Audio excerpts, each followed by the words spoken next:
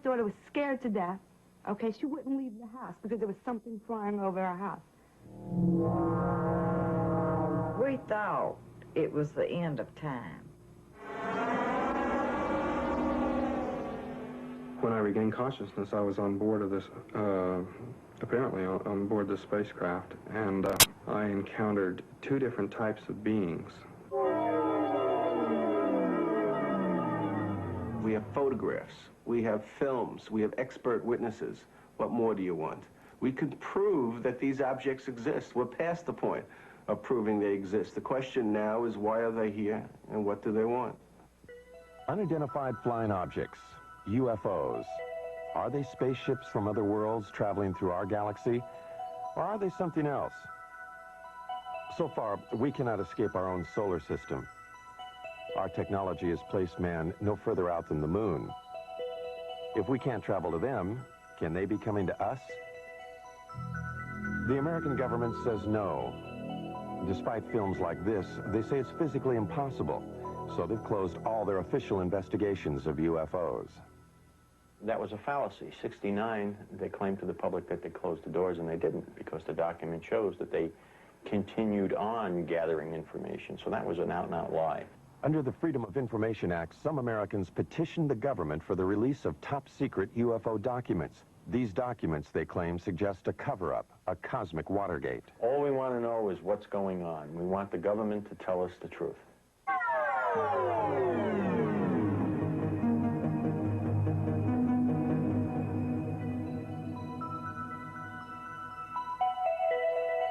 The truth, some believe, is that a higher intelligence from a planet far beyond our galaxy has mastered a technology that makes it possible for them to do things we can only dream of.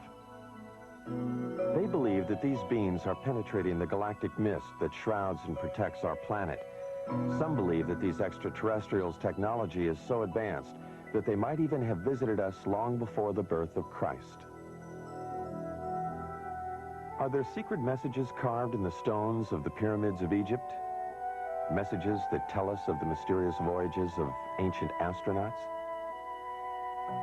On the pyramids of Egypt and Mexico and in primitive cave drawings all over the world, there are carvings and images that many describe as being of intergalactic travelers dressed in spacesuits and helmets.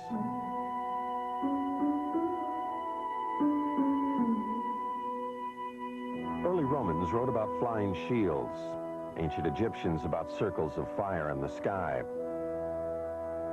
Are these references and these drawings about spacemen or about the gods they worshipped in the heavens above? Aliens from other worlds with extraterrestrial powers are credited by some with having moved the great stone monuments of Easter Island.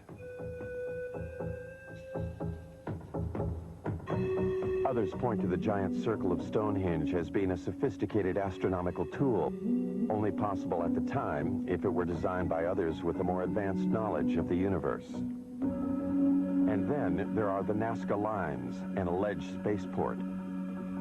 These mysterious images, decipherable only when seen from the air, were carved in the ancient times atop a mountain in Peru. Many claim this was a landing area for ETs. If there were ETs coming here in ancient times, they seem to have lost interest in us, until 1947. Then, suddenly, around the world, people of all kinds began to report seeing them in the skies above. Some claim to have photographed them. In the United States, the government dismissed the phenomena. They described the mysterious objects as weather balloons, hoaxes, swamp gas, and other scientific anomalies.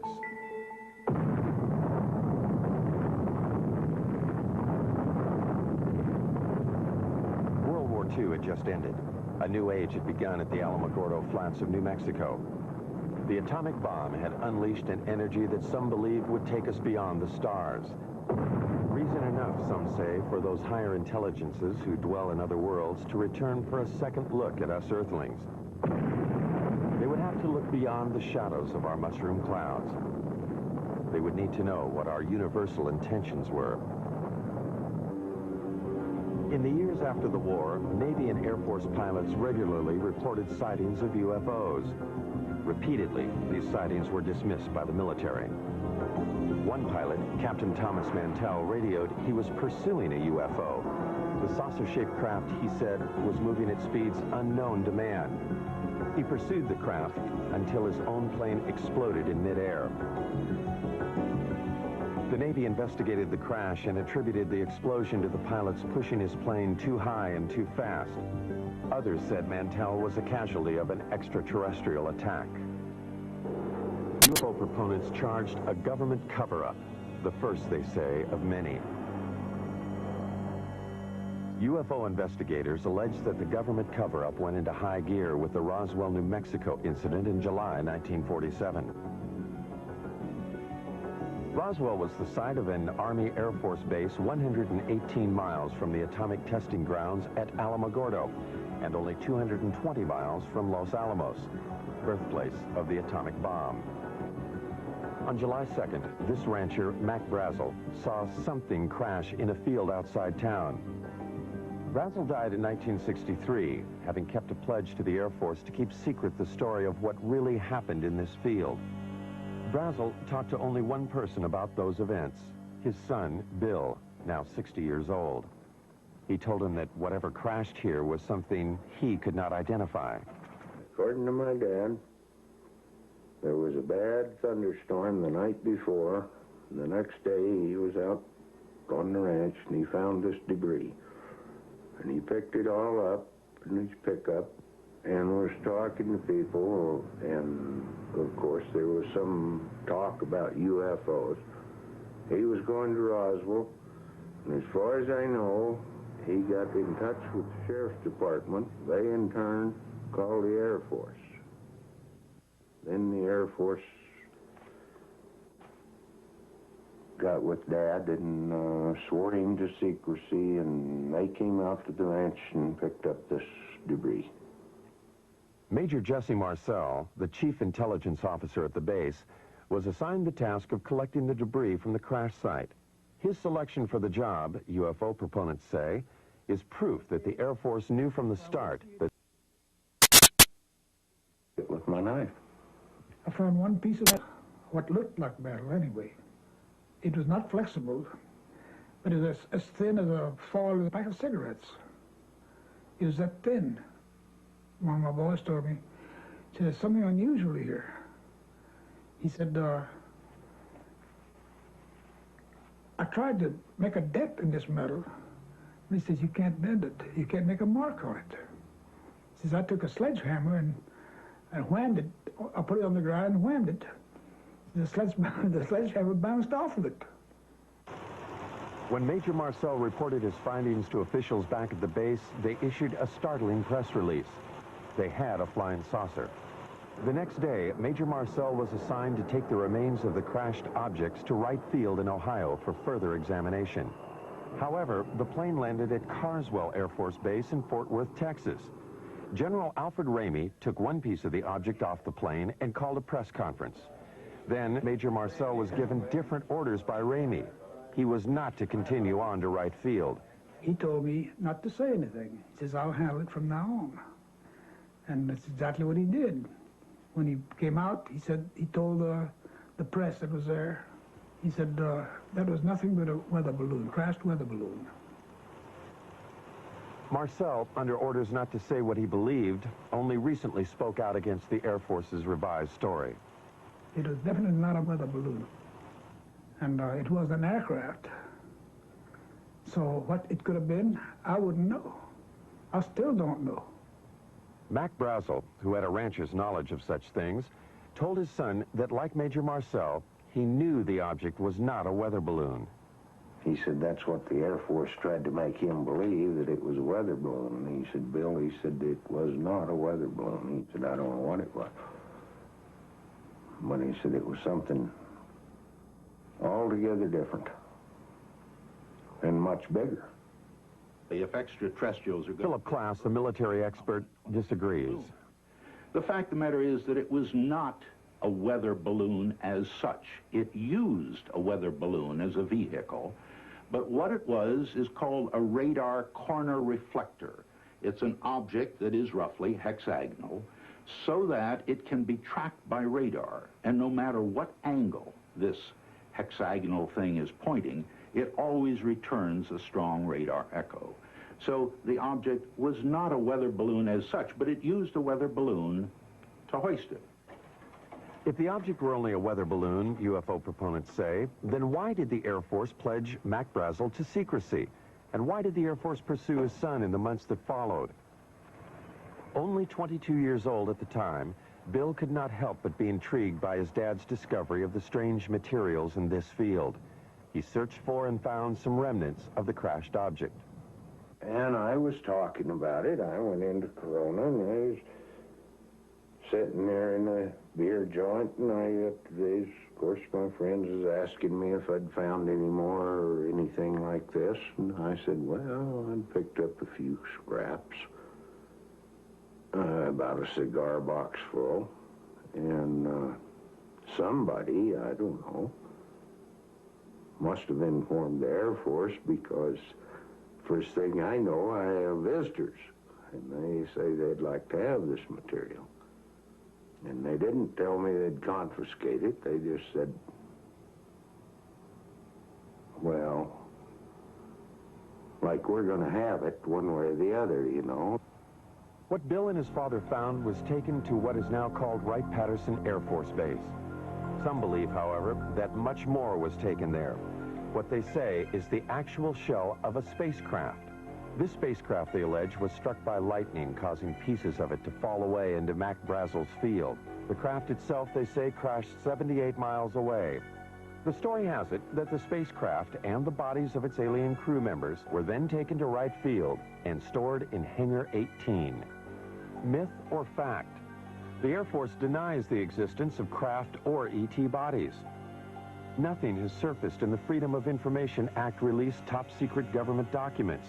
Nothing to support what some claim is this actual photo of an ET's arm. The Air Force also denies the existence of Hangar 18 itself. Senator Barry Goldwater has written that he has tried to gain access to the legendary building. In letters to UFO proponents, Goldwater enigmatically says that he has given up trying to solve the mystery. Not because he's satisfied with what he hears, but because it's just impossible to get anything on it. Nuclear physicist Stanton Friedman, however, believes the evidence is there. There's just no question at all in my mind that a saucer did crash, that bodies were found by the government, that the saucer itself was picked up by the government and carted off for study.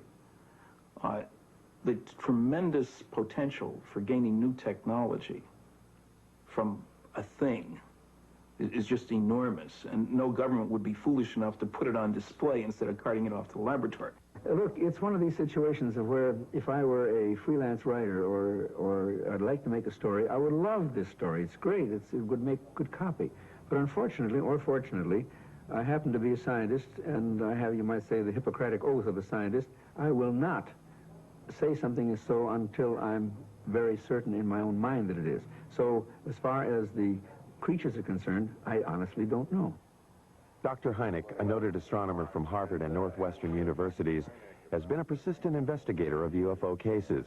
In 1952, he was asked by the Air Force to join Project Blue Book, their UFO investigation unit. 17 years later, he joined Air Force Secretary Harold Brown at a press conference to announce the team's conclusions. None of the evidence that I have examined would indicate any proof at all that we are being visited by extraterrestrials. What is the Air Force hiding in this investigation? We have not been hiding anything. The investigations have been made public.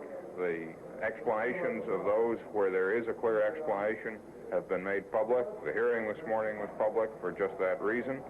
Project Blue Book was activated to deal with what the media was calling flying saucer hysteria. They investigated 12,518 sightings. They could not explain 701 of them. Doubts lingered long past the report's publication. Even supporters of the project's conclusions had to wonder about photographs like these. In a series of 3 pictures, one can judge relative size because of the car window, the telephone poles, and the highway. One can also speculate about the dirt being kicked up into the air. Dr. Hynek, the leading scientist on the Blue Book panel, began to have doubts. He personally went to Brazil to talk to the man who took these pictures. He discussed the matters with the president of Brazil and with photo analysts on both continents. By 1973, he had completely reevaluated his Blue Book experiences. He now became a critic of the investigation and an advocate for more UFO study.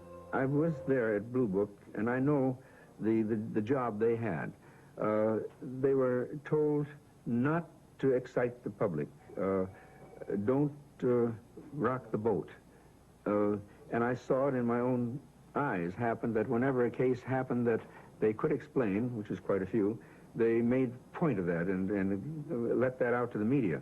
Things that the cases that were very difficult to explain, they would jump handsprings to keep the media away from it. For they had a job to do, to, whether rightfully or wrongly, to keep the public from getting excited. Hynek's concession that it was possible that extraterrestrials were visiting us raised the UFO debate to another level. A major establishment astronomer and a man trusted by the Air Force was now saying that intergalactic spacecraft could be traveling through our solar system. His pronouncements caused scientists who might otherwise have stayed out of the UFO debate to enter it. They called Hynek's proposition fantasy. But if we just think of our own galaxy, you know, it's 100,000 light years across. That means to travel from one side of that galaxy to another side, to the other extreme edge, would take you 100,000 years if you traveled at the speed of light. Now, there's very good evidence that nothing travels faster than the speed of light. I mean, it seems to be the ultimate speed limit in the universe. If, however, aliens know something we don't, suppose they are able to transform space and time or manipulate space and time in some way, or travel in other dimensions, then all things are possible. As man has entered the space age, the concept that all things are possible has indeed become part of a new way of thinking. Some of the men who investigated Blue Book were born before the Wright brothers flew at Kitty Hawk. They conducted their investigation before man flew faster than the speed of sound. Even the men who flew our space missions concede unusual experiences that they cannot explain. Astronauts like James McDivitt on Gemini 4 and Ed White have reported seeing unidentified flying objects in space. Pete Conrad on Gemini 11 in 1966 is another of the 11 astronauts who have seen UFOs on NASA space flights. Some of these objects the astronauts saw were photographed. NASA has called some of these sun flares or space debris. Some are still labeled unidentified.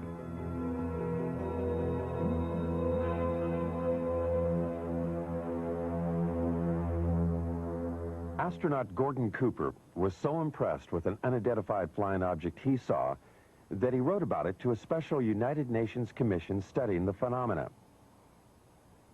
He wrote, "I believe these extraterrestrial vehicles and their crews are visiting this planet from other planets, which obviously are a lot more technically advanced than we are here on Earth." Recently, Cooper reversed himself. He does not now believe that what he saw was an extraterrestrial spacecraft. Another of the original Mercury 7 astronauts, however, has not changed his mind about what he saw on a test pilot flight in 1952. Deke Slayton. As I closed on this thing, well, it looked like a weather balloon, and that's what I presumed it was. And I had plenty of gas and time, so I decided I'd just come back around and make a pass on it.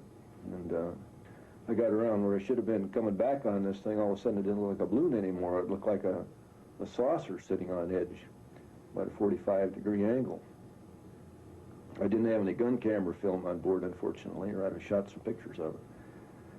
And about that time, I guess whatever it was, for whatever reason, just took off climbing at about a 45-degree angle and just accelerated and disappeared. And I obviously couldn't follow it with an old piston engine fighter. So I turned around and went home. Some UFO observers, however, have had camera and film on hand at the critical moment.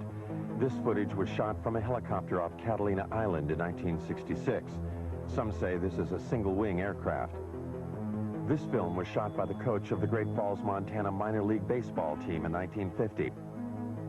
The Air Force says it is a picture of two aircraft. This film was shot by a newsreel unit in Guatemala in 1976. Some say this is also an aircraft.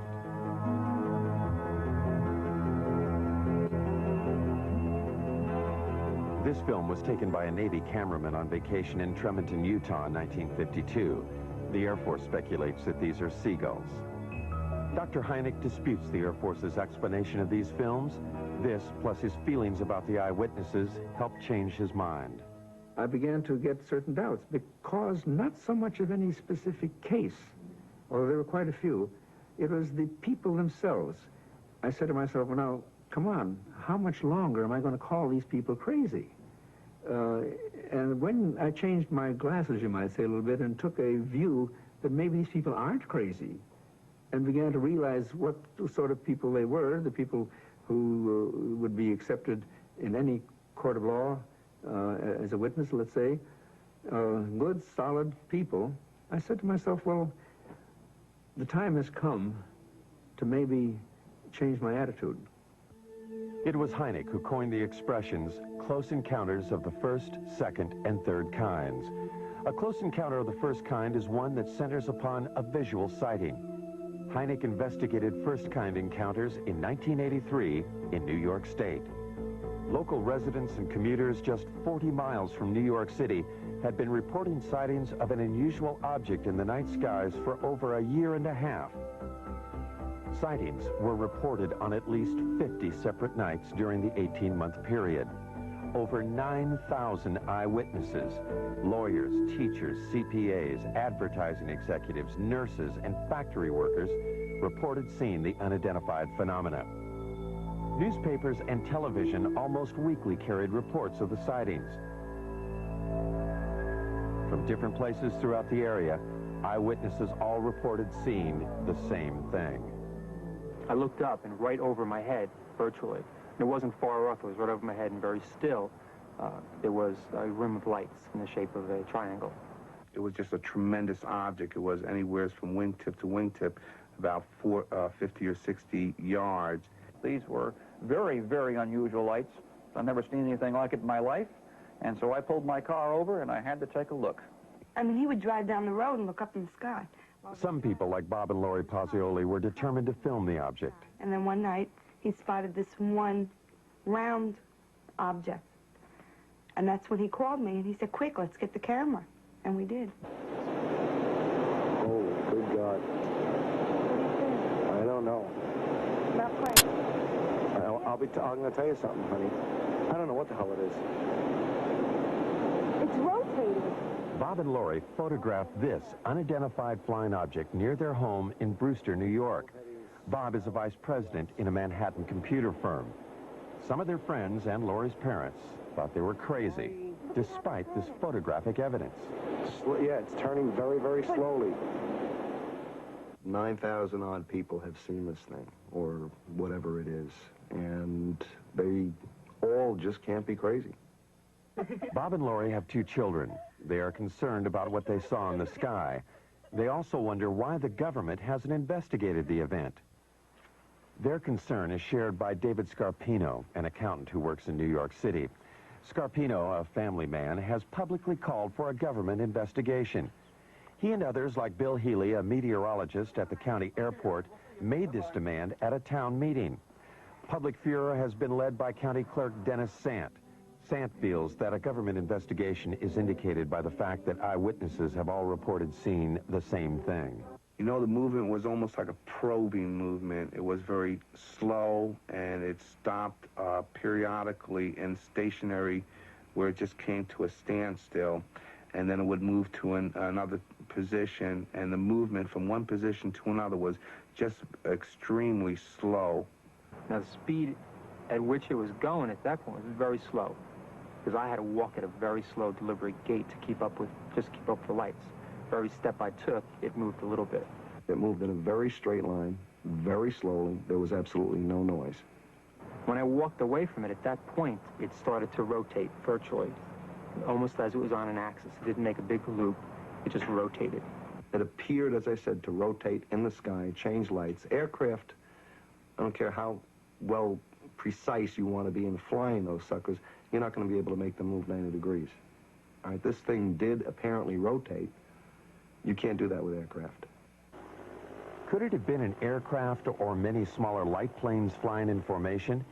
The media attention given the sightings prompted 6 pilots at a local airport to try to prove that it could be just that. Amused by the idea of UFOs, the pilots planned and flew at least 18 daring nighttime missions, flying in formation, sometimes without lights.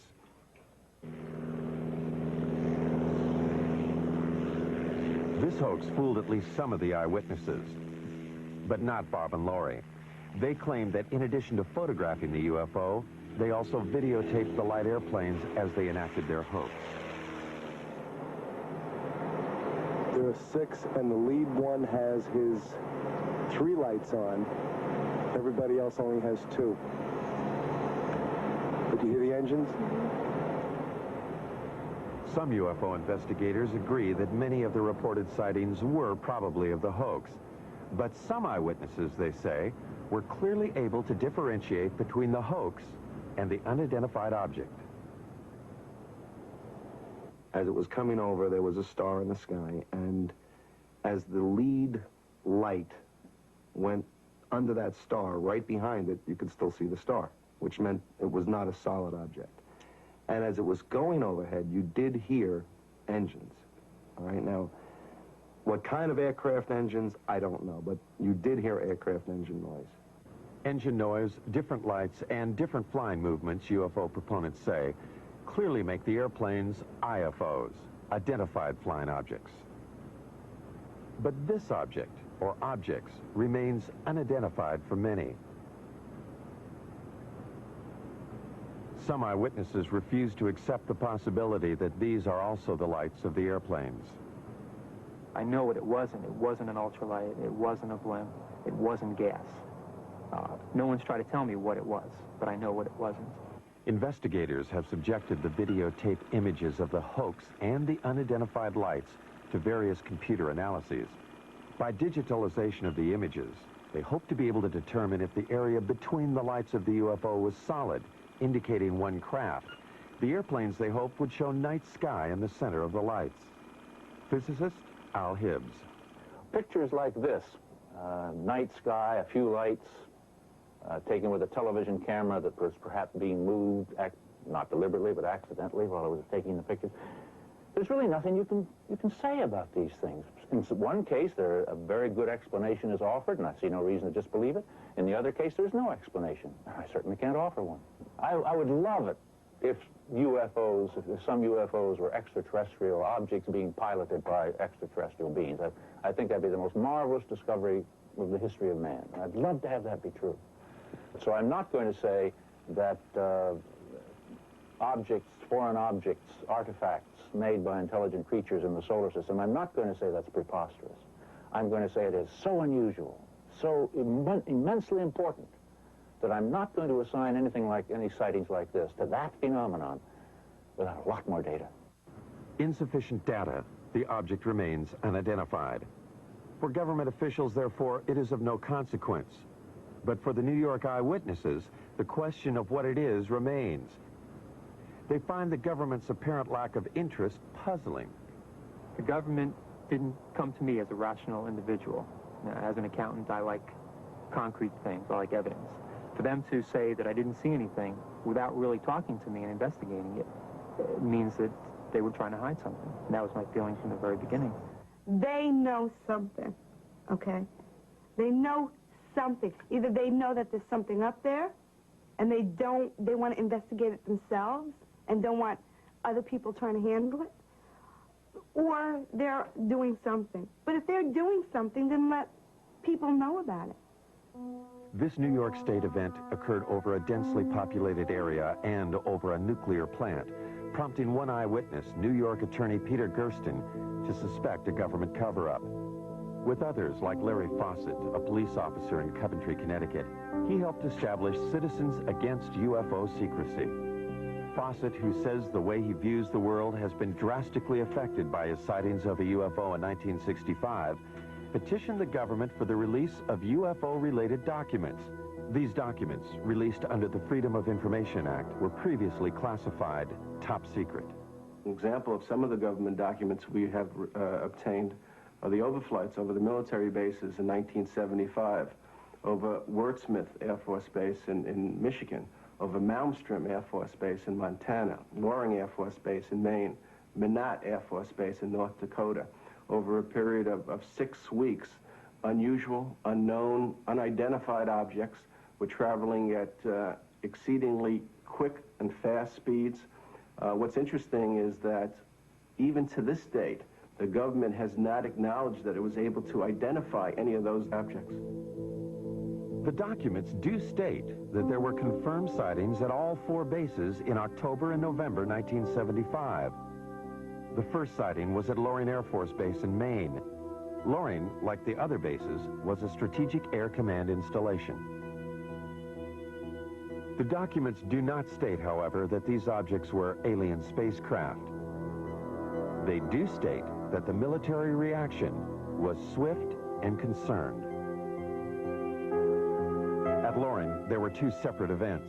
Something unidentified appeared in the night sky above the weapons storage area.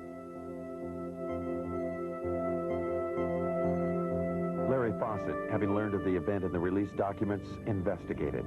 Military people and guards in and around the weapons storage areas began to report lights hovering or landing within the weapons storage areas. Military people would respond to the area only to see the lights go out and the object disappear and then reappear over the runway. It's described as football-shaped, the length of maybe 2 or 3 vehicles, cars, if you will. The witness telling us that there are shimmerings of heat, as you would see off a desert scene in a movie. When we questioned the individual, could it have been an aircraft? Could it have been a helicopter? The military person, and I'll give you his name, Steve Eichner, telling us, no, I know what helicopters look like. I've been around aircraft. I work on aircraft. This is something I've never seen before. The official records, which I quote in my book, indicate that on the first night, it certainly was a helicopter. It was described as a helicopter. Now, if the officers on the base, experienced pilots, if they don't know a helicopter, and we have to depend on some GI who's not a pilot, who comes forward not at the time, but years later, he claims to have been there and claims it was not a helicopter. Again, let's go on the official records. It is the official records that Fawcett uses to substantiate his claim that helicopters could not be the explanation. The military response at all 4 bases, he says, was too dramatic. From our documentation, we know of pursuits that occurred, scrambling of aircraft from Loring Air Force Base, and the chases went up into the Canadian territory, if you will, only to be lost around New Brunswick somewhere up in that area. There's no question there were overflights of unknowns, sometimes referred to as helicopters, but if you talk to the people, read the official government statements, it's clear that they were concerned, that there were scrambles of jets to go after these things, that they were being observed by highly qualified people. We were lied to, flat out, about those cases. And as a matter of fact, some of the documents we eventually got clearly indicated that there were instructions to local base commanders. Don't say anything about the sightings at the other bases. Make it appear to be an isolated instance. Military authorities will not comment on the 1975 overflights. They simply state that at any SAC installation, there would always be an immediate defensive response to anything unknown. Putting planes in the air, they say, does not confirm a penetration of an intergalactic craft.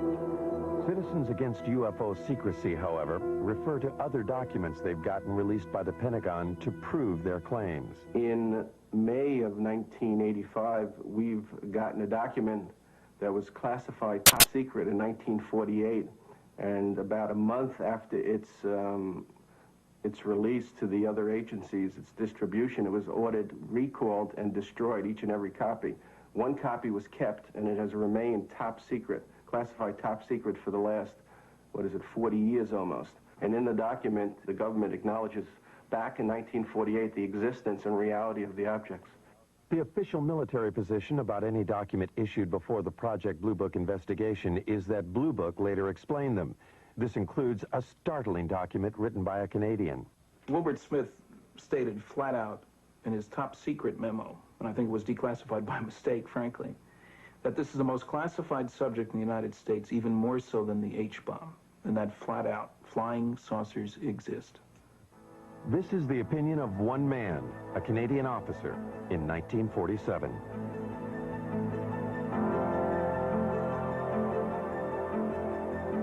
For proof that flying saucers do exist, some critics demand more than just the accounts of those who have had close encounters of the first kind, visual sightings. Even when first-kind encounters are reinforced by photographs, they fail to satisfy the need for physical evidence. This woman claims that she has had a close encounter of the second kind. A second-kind encounter is defined by its having physical evidence. Vicki Landrum, along with her grandson Kobe Lee, alleges that they, along with Betty Cash, were on their way home from a bingo game when they encountered something they had never seen before.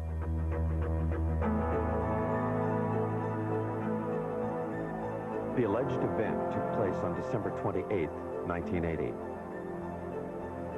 Vicki and Colby were driving in Betty's car on Highway 1485, 30 miles from the Houston airport, and only 37 miles from NASA's American Space Headquarters.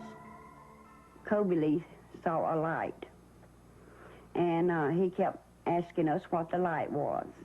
And he kept pulling my face around and asking me, "Mama, what is it?" And I said, "Honey, I don't know." And Betty said, "I believe it's getting closer." And I says, "Well, it kind of looks like it," but we had no idea that we were going to get hurt. I would say within an instant or so, all of us noticed it because it lit up the entire sky. There was no way you could have missed it. It looked like the woods were being set on fire. And inside the car, it was so hot till my handprint is yet on the dashboard of Betty's car. They got out on their side of the car. I stepped out on mine. I stood behind the car door for just a second or so, and I walked toward the front of the automobile. I stood there for just a short time, I don't know how long, trying to see what I could figure this object out to be. It was diamond-shaped.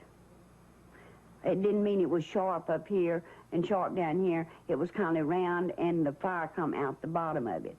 But here was this huge object and flames shooting from it.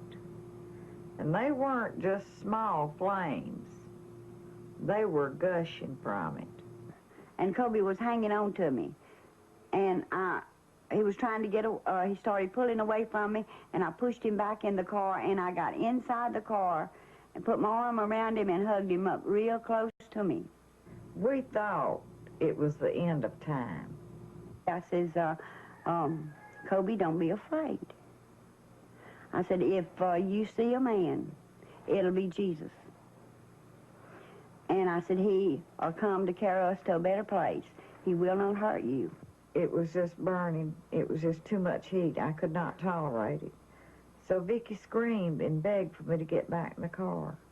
Well, I did, but I had to use the end of my leather jacket in order to open my car door to get back in. That's just how hot it was. And when the object lifted and slowly moved over to the right of us, her and Kobe saw some helicopters. There were so many of them, it sounded like a tornado. And we counted 23. I counted 22, really. But Kobe said, there's one more. And I said, yeah, baby, that makes 23. And there were helicopters on both sides and also over the top of the object, or like they were trying to hem it in. The only apparent proof the women have for what happened to them is the illness they claim they suffered as a result of the encounter. It is the record of these illnesses that made this an encounter of the second kind. My eyes were burned so till they were swelled and they were tearing till I could lay down at night, and the next morning my pillow would be completely wet, and I couldn't hardly see anything. Vicki was treated for burns, and she and Colby Lee suffered long periods of nausea. Betty Cash was hospitalized immediately after the event. She suffered severe hair loss and was also treated for burns and nausea. Since then, she has been hospitalized several times. It was the first time that I went into the hospital. They were treating us as burns. But then, after they found out really what had happened, then they started treating us as radioactive burns. And since, I have had cancer. Betty's hospital records do not explicitly state that she was treated for radioactive burns. They do state, however, that she exhibited the symptoms similar to someone who might have been exposed to a radioactive element. Betty further maintains that she had no cancer history previous to the alleged encounter. Her records do confirm, however, that she does now have the disease. No, I'm not well, by no means. I wish, I pray, that I could be. With the help of Peter Gersten, the New York attorney for Citizens Against UFO Secrecy, the two women have sued the government to find out what it was they encountered that night. Was it a UFO, or an American weapon gone awry, or something else? I believe the story is a hoax. There is absolutely no evidence. The women's story is supported only by the claim of Betty Cash that she had serious health problems after the alleged incident. From my review of the Cash Landrum case, I would say that there's no question that an event took place, that those people were near something that was emitting radiation. I don't think it was an alien spacecraft, frankly. I think it was a nuclear-powered aircraft. That's why all the helicopters, it's standard practice if there's a classified system around. There are guys ready to go there to keep somebody else from getting that should it crash. The facts are that the U.S. Defense Department investigated. They could not locate 22 twin-rotor helicopters that could possibly have been flying in that area. And in fact, as Colonel Saran, who made the investigation, told me, he said, Phil, this occurred over the Christmas, New Year's holiday. He said, you couldn't get that many helicopters. You couldn't get a military operation into the air over the Christmas, New Year's holiday unless the nation was at war. The object was there. It existed. There's no question about that. What's interesting is that for the first time, the government has suggested that it wasn't theirs, that it was possibly a true UFO. And nowhere has the government ever admitted, other than this basic document that we've gotten from 1948, that UFOs exist. I love this country and for all it stands for, but I wish they would tell us the truth. If extraterrestrials are coming here, what do they want? Are they coming here just to observe us, or are they making actual contact with some of us? Contact with an alien is what Dr. Hynek calls, and what Steven Spielberg has celebrated in the movies, as a close encounter of the third kind. Charlie Hickson says he's had such an encounter. These things, evidently, they're coming from another world somewhere. I don't know what message they have for us or what they intend to help us, but certainly they're not going to harm us because they didn't harm me. Charlie Hickson's alleged abduction aboard a UFO in 1973 followed the story of Betty and Barney Hill's abduction in Exeter, New Hampshire in 1961. A most recent claim of a close encounter of the third kind occurred not in the backwaters of Mississippi, but in the heart of New York City. Rosemary Osnato. Suddenly I hesitated, or I couldn't seem to put the key in the door. And I just turned around and wanted to go up to the roof. And this seemed rather odd because you just don't do that in New York. You don't go up on the roof at 1 o'clock in the morning. It's just not something you do. And yet I was doing it. And there seemed to be a very bright light that was shining in the hallway. And I thought this was moonlight at first, you know, and apparently it wasn't moonlight, because when I got up there, there was a very bright light up on the roof. And then it went out for a few seconds. And then it came back on again. And I was just lifted, physically lifted, in that beam of light. When I got into the craft, I was led by a group of, I guess, more than one, group of grayish-skinned, small men or women, I don't know what they were, but large eyes, thin, frail, and they communicated telepathically. 19-year-old Travis Walton of Snowflake, Arizona, claims he encountered similar aliens in 1975. Walton was, in his words, zapped by a blue light when the spaceship appeared when he was working in the forest. When I regained consciousness, I was on board of this, apparently on board this spacecraft, and I encountered two different types of beings. The first type of creature I saw was about 5 feet tall. They were very white-looking. Their skin was very pale, and they didn't have any hair on their heads, and they had enormous eyes. There was a type of being there that, you know, anyone else would consider to be look very human-like. Walton was found on a roadside 5 days after he disappeared from the forest. He could, however, recall only what seemed like an hour of time passed. Time, he claims, he spent aboard an alien spacecraft. Now 29, he reflects on that experience. I lost my job. The effects were quite negative. You know, time lost. You know, it's a very disturbing thing in my life. A lot of negative publicity, really. You know, this is a kind of a stigmatizing thing for people to, you know, consider you. You know, a certain percentage of the people think that you're wacko. What Travis Walton and others claim they have experienced has, according to some, now been validated by government documents. About to join the literature of third-kind encounters is the startling tale of an alleged landing of a spacecraft outside an American Air Force base in Rendlesham, England. The American military admits they are still withholding 6 documents. In the Bentwaters case, we have an eyewitness, which is rare. We have an audio tape made at the time of the actual event. We have a government document which corroborates the existence of the incident. The government has no reason to withhold the information.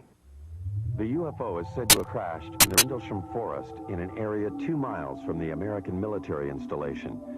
Released Air Force documents confirm that military personnel were dispatched to the site on the first night. They reported seeing the lights of the mysterious craft. On the second night, after Geiger counter readings indicated increased radioactivity in the area where it seems something could have landed, the commanding officer of the base, Colonel Charles Halt, along with several officers and enlisted men, also reported seeing the UFO. Halt wrote this document reporting the sighting. It clearly indicated the presence of a strange glowing light that illuminated the entire forest. It tells of pulsating red and blue lights and of the objects disappearing.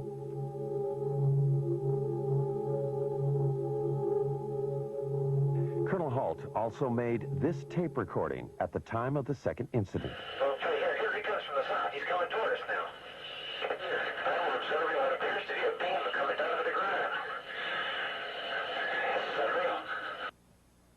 What Colonel Halt was describing that night, some believe, was the pulsating light emanating from a lighthouse 5 miles away. Those who believe that it could not have been the lighthouse quickly point out that Halt's report indicates lights of different colors. Critics respond that pulsating lights can play tricks, create illusions.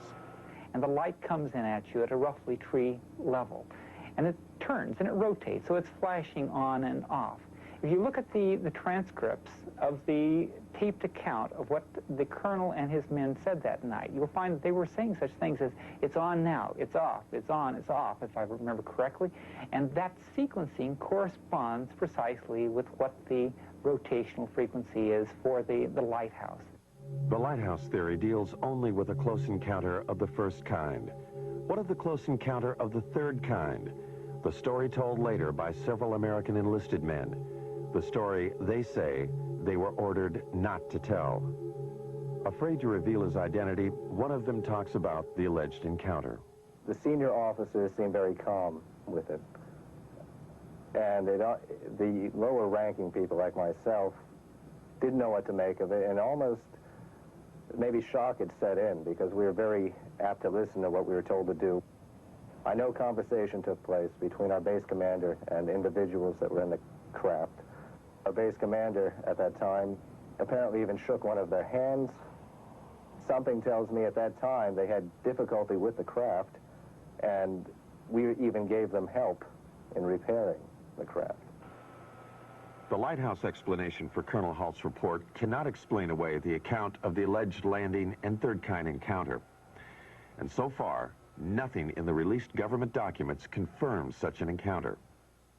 There are 6 documents that the government is withholding concerning the incident in Bent Waters.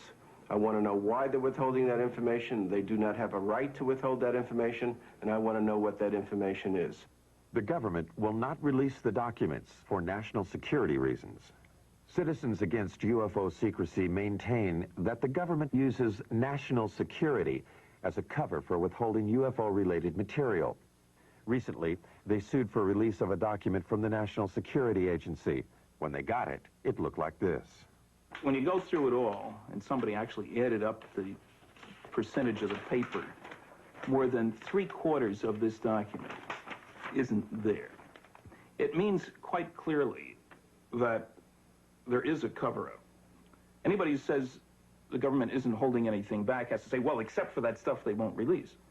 I mean, this is a UFO document. It tells about NSA information about UFOs. Now, on the one hand, the government is still saying UFOs don't exist. Now, if UFOs don't exist, how can they affect national security?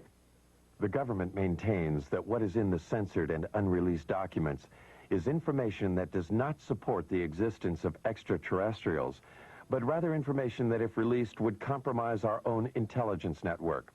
Much of the information in those UFO documents, the government claims, has to do with how we intercept and decode Soviet bloc messages.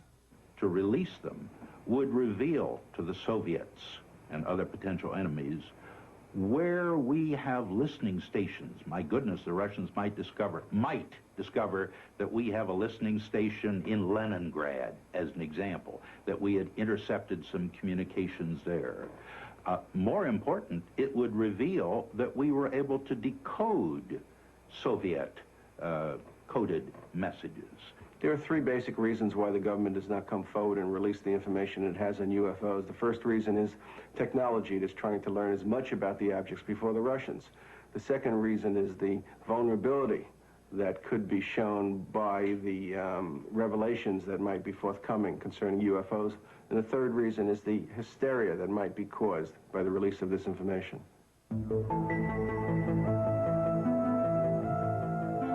Are these spaceships from other worlds? Are we being visited by intergalactic aliens with a technology and civilization that dwarfs ours? Most scientists say no, they are not, because they cannot. UFO proponents say they are, that our myopia prevents us from seeing life elsewhere as being different from ours. I think one should also point out, as Arthur C. Clarke has said, that when we look for life elsewhere, we should not look only for life as we know, but life as we don't know. And he went so far as to say we should even look for life as we can't understand it. We are now only beginning to free ourselves from the gravity that binds us to our own planet. A new generation of Americans, those born in the space age, demand new answers to old questions. More receptive to the possibilities, they want to know, are we being visited by intergalactic travelers? They have joined their voices to others asking, what's going on? Is there a government cover-up? Do the unreleased documents contain evidence that proves that UFOs over our nuclear plants and air bases are actually from other worlds, or are they from earthly neighbors? Most scientists agree that there is life in the universe, but that it cannot travel here. They hope only to communicate with that life with giant radio telescopes. These scientists believe that what is being hidden in the government documents is probably not secrets of other worlds, but the secrets of an earthbound Cold War. Either way, we want to know what's going on.